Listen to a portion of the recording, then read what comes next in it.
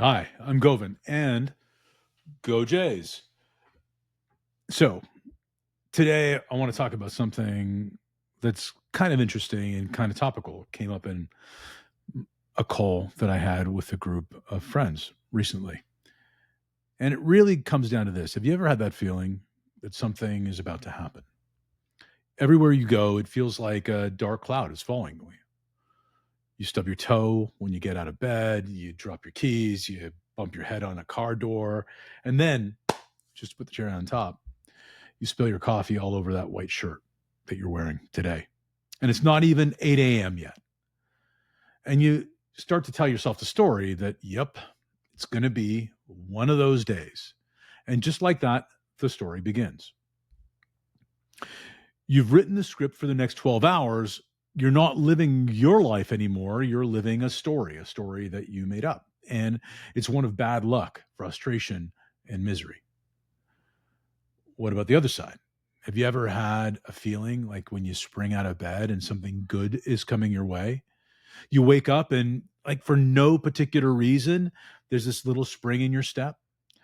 You hum while brushing your teeth. Every green light appears on the way to work. You find 20 bucks in that jacket pocket that you haven't put on for about 2 or 3 months. And you get to the coffee shop that you go to every day, and the barista smiles and gives you a free coffee. You pick the short line at the grocery store or at the security lineup at the airport. Everything just clicks. And somewhere deep inside, you think, yeah, today is going to be a good day. Isn't it interesting how that feeling, good or bad, seems to follow us out the door? But that's the thing I want to think into or dig into today. That feeling, that sense of dread, or that sense of luck isn't real. It's not truth. It's not science. It's not physics. It's not fate. It's a story. It's a made up story, a story we tell ourselves, a story, not the facts, not the circumstances, that becomes the reality that we're in and we're living through. We are master. I'm a master storyteller to myself. Every one of us are, though. And we tell stories about what's happening, what might happen, and what that means about us, and what somebody might be saying, or what they might not be saying, or what might be going on, or what might not be going on. And most of the time, these stories just aren't helpful. They're not empowering, they're not protective, but they keep us small. So here's what it sounds like: that customer doesn't like me. My boss is out to get me. I'm not good with money. I always screw this part up. Something bad's about to happen. Why does this always happen to me? I know I've said at least one of those before. We all have. And every one of those statements, every one of those thoughts are just stories. And this is something that was hard for me to realize because I did this all the time, but they're make believe. And here's the part that gets overlooked: thoughts become things. Your brain can't tell the difference between a vividly imagined experience and a real one. The same circuits fire, the same chemicals go through our bloodstream, and the moment you think something bad's about to happen, your body prepares for it. Your shoulders tighten, your heart rate changes, your perception narrows. You start scanning for proof that your story is right because your brain loves to be right. And that's confirmation bias in action. What happens? Guess what happens? You find evidence. Every piece of evidence that you find reinforces a story that you've invented for yourself that day, and the world starts matching the movie that's already playing in your head. So we know that's true because we've done that before. I've done that before. You've probably done parts of it before. So if we know that's true, and we know what that is, why not choose a different story? Why not make up stories that work for us instead of against us? Why don't we change the story? Why is this happening for me as opposed to me? So the phrase make believe is one of the most powerful ideas in the English language, and we never stop to think about it. Make believe. It's an instruction set. Make something, then believe it. And that's how everything that is us, is human, begins. Every business, every innovation, every dream, every relationship, they start up as make believe, which is why I also like to say make it bad and make it better. Just make it. Make and believe. Steve Jobs imagined a computer for your pocket. Make believe. The Wright brothers imagined humans flying. Make believe. A kid with a blanket around their shoulders imagined their superhero. Make believe. And yet, look what happens when they commit to the story. Yeah, the kid doesn't fly, but there's a computer in your pocket, and the Wright brothers made us fly. And that's the secret. Make believe isn't lying, it's creation. And it's the foundation of innovation, of resilience, of leadership, and personal growth. And you already know how to do it. We just forgot. Kids are masters of make believe. Give a child a stick, it becomes a sword or a lightsaber. Give them a cardboard box, and they're in a spaceship. They don't need evidence, they don't need permission. They believe because it feels real. And that belief shapes how they act, shapes what they see, shapes how they feel. But somewhere along the way, we unlearn it. We start mistaking skepticism for intelligent. We call imagination childish. We worship realism as if it's truth. And we build our cages out of stories that sound responsible and protective. We say things like, I'm just being realistic. I've just got to be practical. I can't afford to think like that. But what we're really doing and what's really happening is we're defending the limits of the story that we've already believed. So every time we defend it, we make it more and more real. It's like we're putting another brick in the wall. I've coached hundreds of leaders and entrepreneurs. And you know what the biggest limiting factor is in every case? It's not money. It's not time. It's not talent. It's the story they're telling themselves about what's possible for them. They say things like, we're not ready to scale. This industry is just too competitive. I can't find good people. And I'll ask, is that true or is that a story you've made up? And there's always a pause because deep down, they know it's a story. And if it's a story, it means it can be rewritten. So let's talk about how to actually do that, how to make up better stories, the kind that work for you. I use a few different methods for this, really maybe 3, with clients, teams, and even in my own life. And the first one is the focus, align, act loop. And you've heard me talk about this before because it's the core of everything. If thoughts become things, and they do, then focus, align, act is the manual how to create intentionality. Focus. What's the story you're telling? The first step is noticing the narrative that's running on autopilot and ask yourself, what am I assuming to be true right now? And you might find that you're operating under a belief that's limiting or a decision that's limiting. I never get a break, or I always have to do everything myself, or why am I always being pulled back into things? Awareness breaks the spell, and then you can focus instead on what you want. A better story. Then align around it. What story would serve you better? I never get a break. Opportunities show up for me when I'm open to them. How about, it's not about wishful thinking, it's about alignment. When your new story begins with your goals and values, your actions flow naturally and you can clean the lens to actually see them. Why is this happening for me as opposed to why is this happening to me?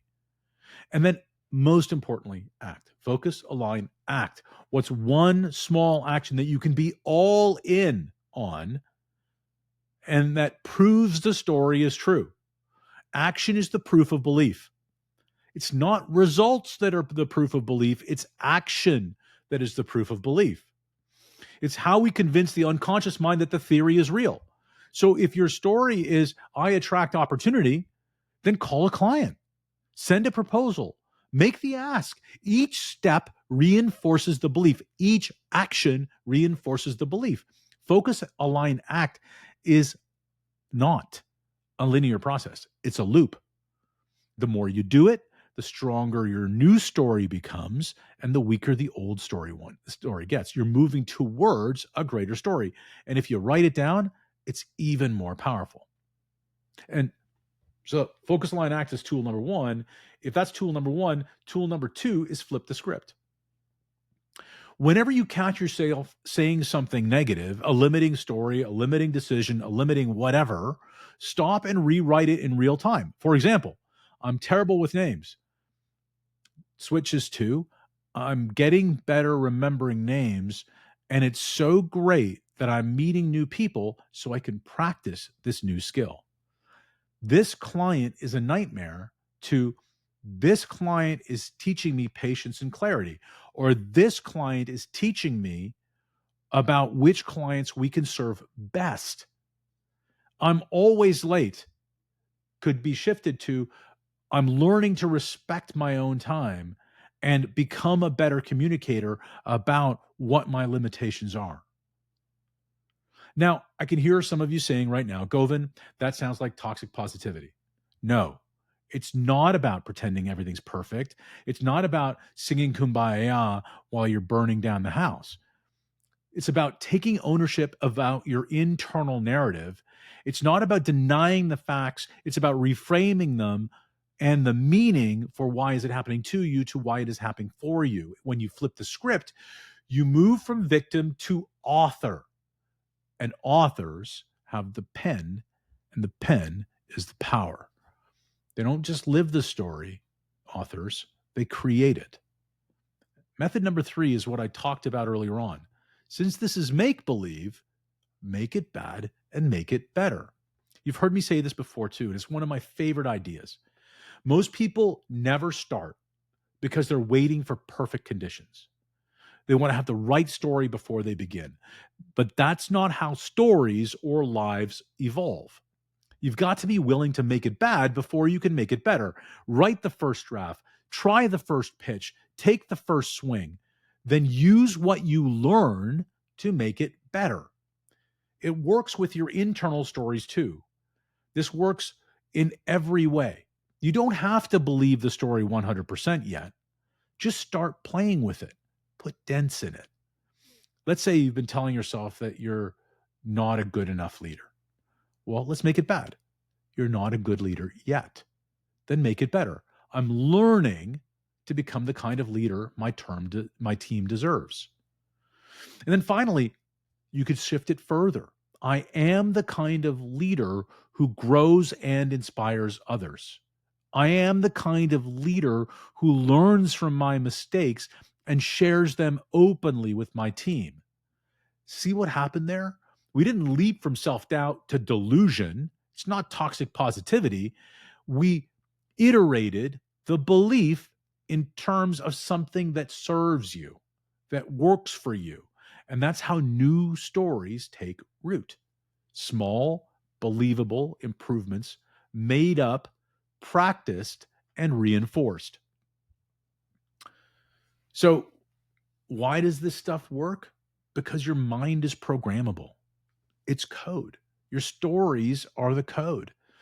When you say, I can't do this, your brain runs a loop that shuts down creative problem solving. When you say, I can figure this out, your brain starts scanning for evidence that you can. You literally open up new neural pathways with that different thought. And the more emotionally charged the belief, the faster it sticks. That's why kids are such good make-believers. They don't just superficially make believe. They commit emotionally. They don't half believe, they live it. They're in the present tense. They're there. When a kid is pretending to be Spider-Man, they are Spider-Man. They don't question whether or not they're doing it right, whether they look good doing it, or what somebody else thinks. They don't need anybody else to believe it. That's presence. That's commitment. That's power. If we could bring that same level of commitment to our own stories, the stories about leadership, about our health, about our business, about our family, about our role, everything changes. because you're no longer reacting to the world. You're authoring it. No one Now, let's go one layer deeper. We often talk about belief like it's an abstract concept, but it's not. Belief changes biology. When you believe something fully, your physiology, your body responds. Your posture shifts, your tone changes, you act differently. And that's what changes your results. It's in the 1%. You don't affect your outcomes with belief alone. You align behavior through belief. Belief is the switch that tells your system how to show up. And you've seen this before. A leader who walks into a room coherent, confident, grounded, focused, that person changes the energy, the vibe in the entire room of everyone there. And it's not magic. That's the alignment between story and state. They believe their presence matters. They believe that how they show up matters. So they prepared themselves for it. And then guess what? Their presence does matter. Now imagine what would happen if you walked into every day like that. Not from arrogance, but from authorship, from knowing the story you're choosing to live. So let's talk about loops. Every story you believe creates behavior. Every behavior creates evidence. Every piece of evidence reinforces the story. And that's the loop. So if you want different results, you've got to interrupt the loop at the level of story. You can just try to change the behavior, but that's not sustainable. For example, if you believe you're bad at sales, you'll show up tentative, apologetic, excusing, trying to explain yourself, and unsure. And people will pick up that lack of certainty as a lack of certainty. That energy gets mirrored back to you by your prospect who loses confidence because you don't have it. So they don't buy. They can't transfer their trust to you if they're not confident, which confirms your story. See, I'm bad at sales. But if you change the story, if you decide I'm learning how to help people make great decisions, or even just I'm learning how to help people and leave it there, your energy changes and the results follow because you're actually interested in helping them. They can pick up on that. That's what you're there for. Same skill set, different story, different outcome, different everything. And that's why I always tell leaders, you don't need to be right about your story. You just need to be effective. Choose a story that creates the behavior that creates the result. And that's leadership. So let's get practical. Here are a few ways that you can start rewriting your stories today. Number one, name the narrator. When you catch yourself spiraling in a negative story, pause and say, oh, that's just my catastrophe or disaster narrator. Or there's my imposter voice again. And by naming it, you can separate it and you can put it away. You can remind yourself that you're the storyteller, not the story. Journal the rewrite. Dr. Jim Lair talks about you can change your story if you rewrite it. So write down one story that you've been carrying that isn't serving you, but write it in a way that does. Write a new version as if it's already true. Write about it in discovery if you're not certain yet that you're learning how to do this. So your old story could be, I'm always behind and catching up. And your new story is, it's valuable that I'm learning how to move at a speed of what really matters. Take one small action that supports that story. Figure out one small thing that you can do right after you write that story that moves you in the direction of the story. And that's how the belief gets wired in. Now, use the napkin trick. You know I love a good napkin. Draw a line down the middle. On the left side, write old story. On the right side, write the new story. Seeing it side by side can make it tangible. So you've got an old story and a new story. Reframe, reframe, reframe. That's make believe in action. It's simple, but it's powerful. And this for me is very personal. Not long ago, I was going through a season in my life that felt really heavy. Everything that I was working on seemed to fall apart at the last minute. Like I'd get all the way through it and it would just fall apart. Every conversation felt like friction. Every day I woke up feeling like I was behind. I started telling myself a story. Nothing's working. I can't make it work. And because I believed it, I acted like it was true. I hesitated to make big moves. I double guessed every decision. I looked for signs that confirmed my story. And of course, I found them everywhere. I was miserable. I was in a dark, dark place. And at one point, I wrote down, nothing's working in my journal. And I looked at it, I stopped when I noticed that. And I realized how ridiculous it was. And I crossed out nothing. And I started to write down what was working. I had people who loved me. I had a platform to share ideas. I had opportunities in front of me. I just couldn't see them because of the story that was blinding me. So I rewrote it. Everything is working, but not in the way I expected. That became my make believe. And within weeks, and I mean weeks, things started shifting. Conversations opened, opportunities appeared, energy came back. Did the universe change? Maybe. But more importantly, I changed the way I was looking at it. So it changed too. My story changed and everything around me changed. Let's go back to something I said earlier about kids. Kids understand make believe better than we do because they play all in. When they pretend, they don't halfway believe. They don't need proof. They decide it's real and live into it. And that's what presence looks like. That's what belief feels like. And that's exactly what we lose as adults when we start caring more about looking smart than feeling alive. But here's the truth. The people who change the world, the innovators, the entrepreneurs, the leaders who build movements, the difference makers, they never stop playing make believe. They just started calling it vision. And they held on to their vision tightly. So here's a challenge. And maybe you want to consider this, and maybe you already are. Take a week and pay attention to the stories you tell yourself. Notice how quickly your mind fills in the blanks. Notice how every small frustration turns into a headline. Notice how every fear becomes prophecy.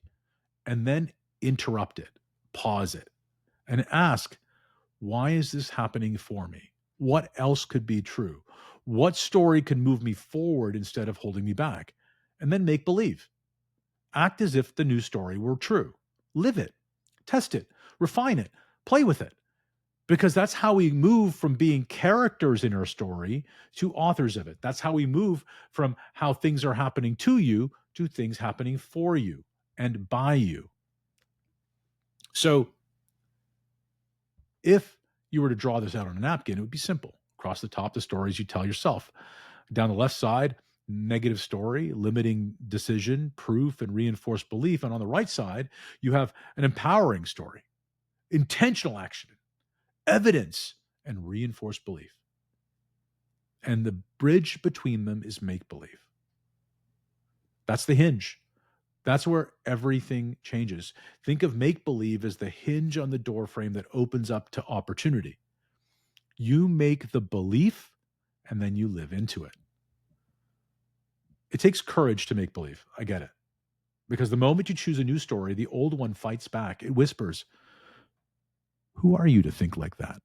It points to the past as evidence. It recruits your fear as backup. And this is where you decide what kind of author you're going to be. The one who kind of edits the old script endlessly, or the one who starts with a new draft. And here's the thing. You don't have to edit the old story. You can start with a fresh page. Courage isn't about being fearless. It's about believing in a story that doesn't have proof yet and showing up anyway. That's faith in motion. That's leadership. That's creation. And that's vision. So when you change your story, the people around you feel it. because your story doesn't stay inside your head. It leaks into your tone, your choices, your presence. It shapes how you treat people, how you lead, and how you love. Your story is perhaps before people can't be trusted, you build walls. If your story is people want to do their best, then you build bridges. And when you build bridges, others start to cross them. They start to tell better stories too. And that's how culture shifts, one person's belief at a time. So your personal make believe isn't personal at all. It's actually really contagious. You become the living proof that better stories are possible and likely. So, how do you know it's all working? Well, you'll know your new story is taking root when life starts getting lighter, not easier, but lighter. You'll notice how you recover from frustration faster because you're in a learning mode. You'll notice how you spot opportunities where you used to see obstacles. You'll notice that you start to laugh more, even when things aren't perfect. And the texture of a better story is in all of these things. It's not the absence of problems, it's the presence of perspective. It's the ability to reset and act again purely out of faith. So let me leave you with one last story about a man who carried a pebble in his pocket. Every morning, he'd pick up that same little stone and whisper a word and drop it in. And that word was possibility. He didn't tell anyone about it. He didn't even fully understand why he did it, just picked it up. But over time, that simple act changed how he worked and walked through the world. When he faced a challenge, he'd feel that pebble in his pocket, roll it in his fingers, and he'd already decided to believe in possibility.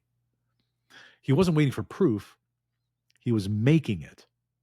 We all need something like that pebble, something small, something simple, something that reminds us that the story we live is ours to write.